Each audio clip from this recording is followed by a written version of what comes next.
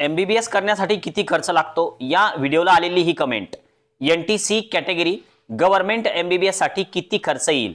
तर बघा, जर समजा तुमची कॅटेगरी एनटीसी आहे, तुमचं उत्पन्न जर 8 लाखाच्या आतमध्ये असेल तर तुम्हाला स्कॉलरशिपचा बेनिफिट जो आहे तर तो घेता येतो। आणि जर गव्हर्नमेंट एमबीबीएस ला जर का समजा स्कोअर तिथपर्यंत जर आला आणि जर नंबर लागला तर तुम्हाला खूप कमी खर्चामध्ये तुमचं एमबीबीएस कंप्लीट होऊन जाईल।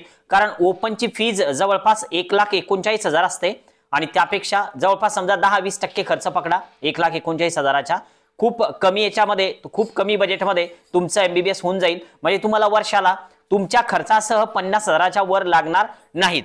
बघूया दुसरा प्रश्न, नीट यूजी 2024 हे जे आपलं रजिस्ट्रेशनचे जे क्वेश्चन आहे त्या संबंधी क्वेश्चन आहे। Minimum marks required for private BMS in Karnataka.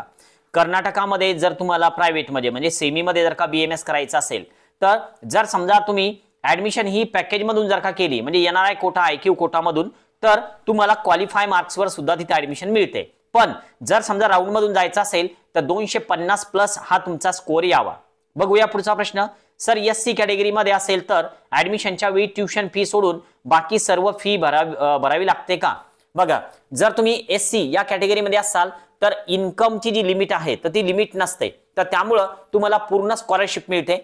त्यामध्ये ट्युशन फी, डेव्हलपमेंट फी याचा सुद्धा समावेश होतो। तर त्यामुळं इतर जे समजा डिपॉझिट वगैरे असतात तर ते तुम्हाला पे करावे लागतील कॉलेजमध्ये, बाकी तुम्हाला स्कॉलरशिप मध्ये वापस येऊन जातं।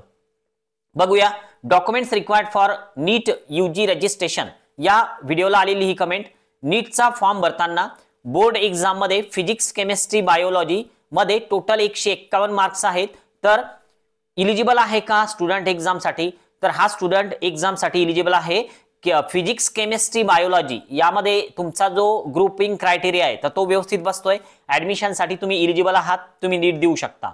आता हे जे काही प्रश्न की मी जे काढलेले होते तर त्याची उत्तर आता आपण या व्हिडिओमध्ये घेतलेस। या व्यतिरिक्त तुमचे काही क्वेश्चन असतील तर नक्की कमेंट बॉक्समध्ये सांगा, पर्सनली मी प्रत्येकाला सध्या रिप्लाय देतोय।